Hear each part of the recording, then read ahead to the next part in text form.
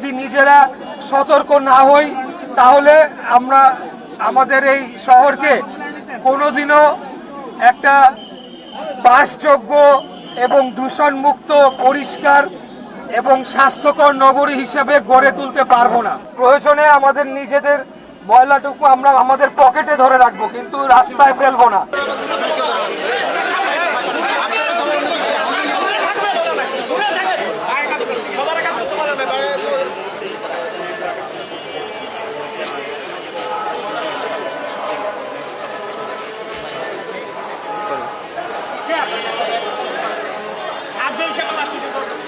আমরা আজকে এখানে উপস্থিত হয়েছি আমাদের এই প্রাণপ্রিয় ঢাকা।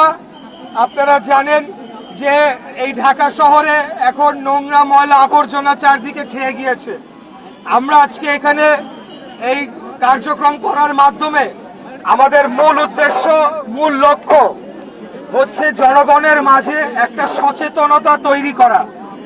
আসলে আমরা যতই নিজেরা এভাবে ক্লিন ঢাকা কর্মসূচি পালন করি না কেন, আমরা যদি নিজেরা সচেতন না হই, আমাদের শহরকে আমরা পরিষ্কার পরিচ্ছন্ন রাখার জন্য যদি নিজেরা সতর্ক না হই, তাহলে আমরা আমাদের এই শহরকে কোনোদিনও একটা বাসযোগ্য এবং দূষণমুক্ত পরিষ্কার এবং স্বাস্থ্যকর নগরী হিসেবে গড়ে তুলতে পারবো না।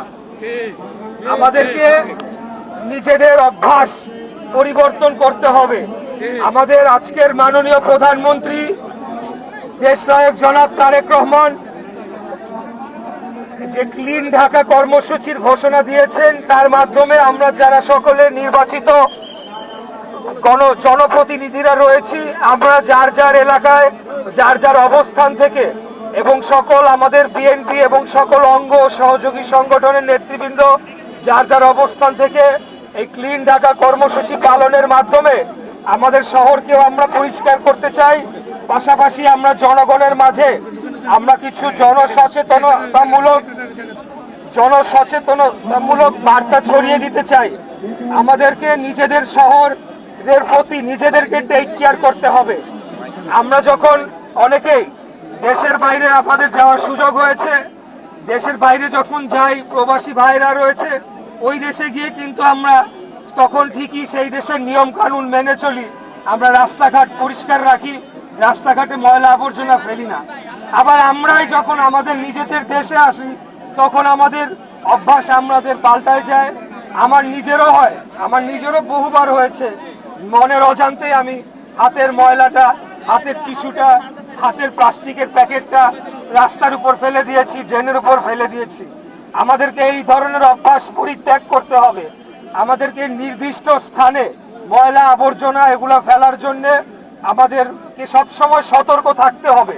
প্রয়োজনে আমাদের নিজেদের ময়লাটুকু আমরা আমাদের পকেটে ধরে রাখবো, কিন্তু রাস্তায় ফেলবো না।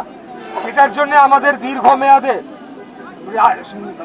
বর্জ্য ব্যবস্থাপনায় একটা পরিবর্তন আনারও প্রয়োজন রয়েছে বলে আমি মনে করি। সেজন্য আমাদের সরকারকেও আগামী দিনে উদ্যোগী ভূমিকা নিতে হবে এবং আমরা নিব ইনশাআল্লাহ।